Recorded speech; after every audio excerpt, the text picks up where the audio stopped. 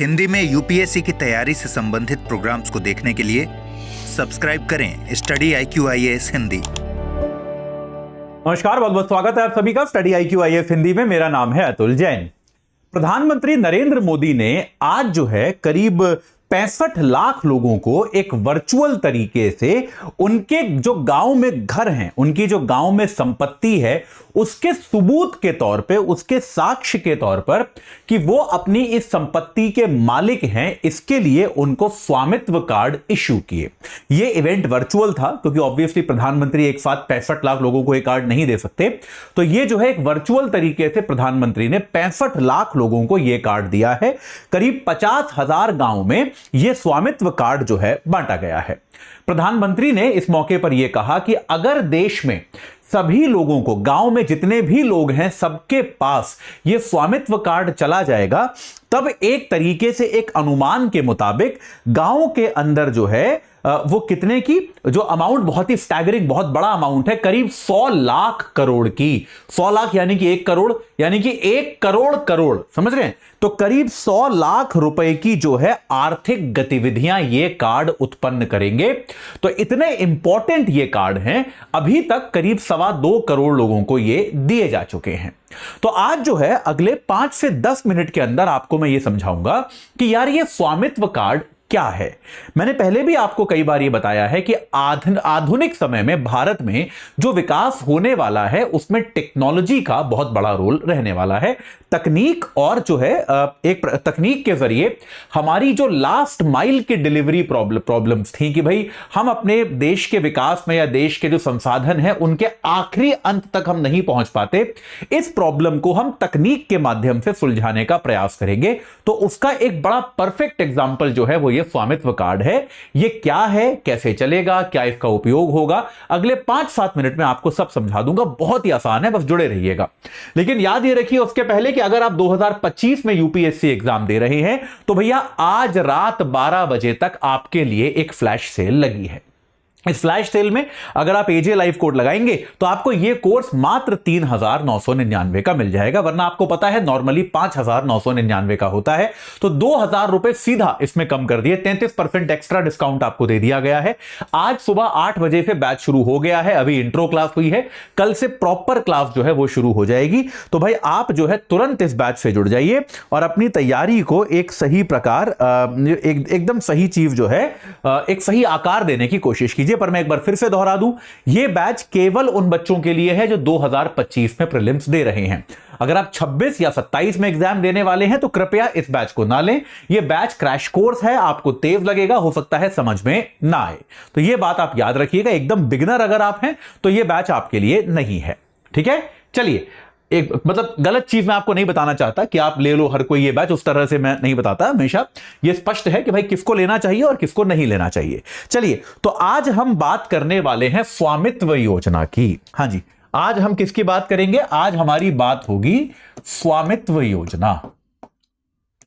पिछले दिनों मुझे कुछ विद्यार्थियों ने यह फीडबैक दिया था कि इस बोर्ड पर जो मैं लिखता हूं, मेरी हैंडराइटिंग धीरे धीरे और खराब होती जा रही है, और मैं आप लोगों के फीडबैक को बड़ा गंभीरता से लेता हूं। तो आज से मैं अपने लिए मैंने टारगेट रखा है, जैसे न्यू ईयर में हम सब रेवोल्यूशन मनाते हैं, तो 2025 का मेरा रेवोल्यूशन ये है कि इस बोर्ड पे मैं एकदम अच्छा साफ लिखना शुरू कर दूं। तो आज से मैं कोशिश करूंगा आप लोग वीडियो में फीडबैक के कमेंट के जरिए बताइएगा कि हैंडराइटिंग सुधर रही है कि नहीं सुधर रही। भाई केवल मैं आपको क्यों सिखाऊं, आप लोग भी मुझे कुछ सिखाइए, है ना? तो सीखना तो एक म्यूचुअल यात्रा होती है, मैं आपको कुछ सिखाता हूं, आप मुझे कुछ सिखाइए। तो आप लोग कमेंट के जरिए जरूर बताइएगा कि हैंडराइटिंग थोड़ी साफ हो रही है कि नहीं हो रही है। मैं आमतौर पर साफ लिखता हूं, लेकिन जल्दी जल्दी में आदत हो गई है खराब लिखने की, तो अब जो है मैं कोशिश करूंगा कि आज से इसको जो है साफ लिखा जाए, ठीक है? तो स्वामित्व जो है ये एक शॉर्ट फॉर्म है। इसका फुल फॉर्म क्या बनता है? Survey of vigilance and mapping with improvised technology. लंबा नाम है यार। Survey of villages and mapping with, survey of villages, अच्छा ये एक भाग है नाम का, गांव का सर्वे, एंड मैपिंग मतलब मानचित्र बनाना, with improvised technology, with improvised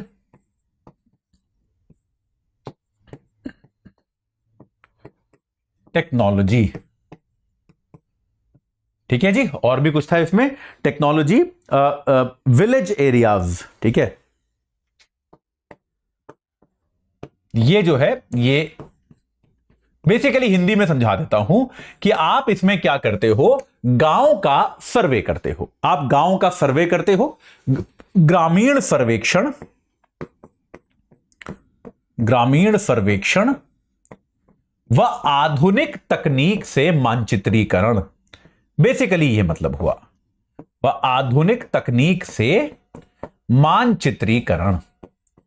देखिए होता क्या है, भारत में गांव में लोगों के पास संपत्ति है, लोगों के पास अपने घर हैं, लेकिन आमतौर पे यह देखा गया है कि गांव में उन घरों के जो कागज हैं, उन घरों के जो प्रॉपर दस्तावेज हैं, अक्सर वो लोगों के पास ठीक तरीके से नहीं होते, है ना। हमने देखा है परंपरागत संपत्ति में अक्सर यह देखा जाता है कि यार आप जो है इस बात को आप समझें कि संपत्ति पर रह कोई और रहा है, संपत्ति होती किसी और के नाम पर है, कई बार पुश्तैनी संपत्ति चली आ रही है तो परिवार में किसी के पास कोई स्पष्ट तौर पे उसका कागज नहीं है, और इसके कारण जो है आने वाले समय में देखिए संपत्ति के कई प्रयोग होते हैं। एक संपत्ति में तो आप रहते हैं, वो तो एक प्रयोग है ही है, लेकिन संपत्ति अपने आप में आपको अगर कहीं से ऋण लेना है तो उसका भी आधार बनती है।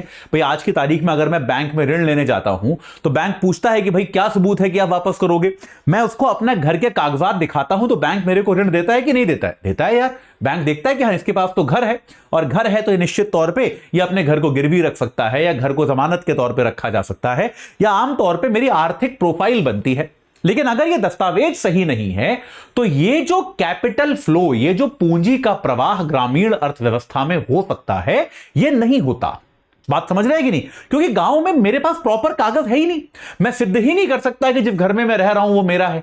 तो इसके कारण यहां पर क्या किया जाएगा कि अब जो है गांव में जिस घर में आप रहते हैं, जो घर आपका है, मान लीजिए तो आपके घर का आपको अधिकार का रिकॉर्ड मिलेगा। आपके घर पर कि ये घर जो है ये आपका है, आपके घर पे अधिकार का आपको रिकॉर्ड मिलेगा। और ये रिकॉर्ड आमतौर पे कैसे दिया जाएगा? ये दिया जाएगा एक प्रॉपर्टी कार्ड के तरह। जैसे आपके पास आधार कार्ड होता है, वैसे ही आपकी प्रॉपर्टी जो है उसका आपको एक कार्ड बनाकर दिया जाएगा, जिसको स्वामित्व कार्ड कहा जाएगा। यह बात क्लियर हो गई? तो यहां पे क्या होगा कि जीआईएस के जरिए आपका ग्लोबल इंफॉर्मेशन सिस्टम जो होता है, ग्लोबल इंफॉर्मेटिक्स सिस्टम के जरिए क्या किया जाएगा? गांव की संपत्ति का ड्रोन सर्वे होगा। देखिए टेक्नोलॉजी इस्तेमाल होगी, गांव की संपत्ति का ड्रोन सर्वे होगा। देखिए अभी तक आपने देखा होगा कि गांव वगैरह में जब कभी जमीन बिकती है तो मानचित्र बनाने के लिए, मैपिंग के लिए लोग बुलाए जाते हैं, वो मानचित्र बनाते हैं। वो मानवीय प्रक्रिया है, समय लगता है, गड़बड़ियां होती हैं। अब क्या होगा, ऊपर से तो ड्रोन के जरिए जो है आपके गांव का जो है एक मुआयना किया जाएगा और पूरे गांव का एक नक्शा बनेगा, एक मानचित्र बनेगा कि भाई इस गांव में कहां कहां जमीन है और किस किस की जमीन है। यह योजना आज की नहीं है, 2020 में 24 अप्रैल 2020 में प्रधानमंत्री ने इसका उद्घाटन किया था। 24 अप्रैल को भारत में पंचायती राज दिवस होता है, तो उस दिन जो है प्रधानमंत्री ने इसका उद्घाटन किया था। और आइडिया यही था कि एक तो गांव में कागज जो है प्रॉपर हो जाए लोगों के पास, क्योंकि याद रखिए संपत्ति के कागज जो होते हैं वो पूंजी का स्रोत भी बनते हैं। मैं आपको पहले भी बता चुका हूं अभी कुछ 2 मिनट पहले कि संपत्ति का कागज केवल ये नहीं है कि आपके पास सबूत हो गया। संपत्ति का कागज जो होता है वो आपके लिए एक प्रकार से पूंजी को प्राप्त करने का आपके लिए स्रोत बन जाता है। तो ये काम जो है शुरू किया गया है। ये होगा कैसे? सर्वे ऑफ इंडिया जो भारत का मानचित्र बनाने वाला संगठन है, जितने भी आप भारत के मानचित्र देखते हैं वो सर्वे ऑफ इंडिया द्वारा ऑथोराइज्ड होते हैं। सर्वे ऑफ इंडिया क्या करेगा? राज्य सरकारों के साथ समझौता करेगा। राज्य सरकारों के साथ क्या करेगा? समझौता करेगा, गठबंधन करेगा। और इसके बाद क्या करेगा? अपने ड्रोन्स के जरिए ये 1:500 के स्केल पर, जो कि एक काफी वृहद स्केल है, मतलब बड़ा मानचित्र बनेगा, 1:500 के स्केल पर पूरे गांव का मानचित्र बनाएगा। अब गांव के मानचित्र में क्या है कि सारी संपत्तियां जो हैं, सारे जो रेसिडेंसेस हैं वो अलग अलग दिखें, उसके लिए चूने की लाइन खींची जाएगी हर घर के बाउंड्री पर, ताकि जो है वो ऊपर से कैप्चर हो जाए। ठीक है, ये बात सही है। 1:500 का स्केल का मतलब क्या हुआ कि जो चीज 1 सेंटीमीटर की दिखाई गई है मानचित्र पे, वो वास्तविक जीवन में 5 मीटर है, यानी कि 500 सेंटीमीटर है। ये बात क्लियर है। तो एक संपत्ति की सीमा जो है, संपत्ति की सीमा रेखा जो है वो चूने से बनाई जाएगी, ताकि वो मानचित्र में ठीक से कैप्चर हो जाए। और इसके बाद फिर रिकॉर्ड से उनका मिलान किया जाएगा,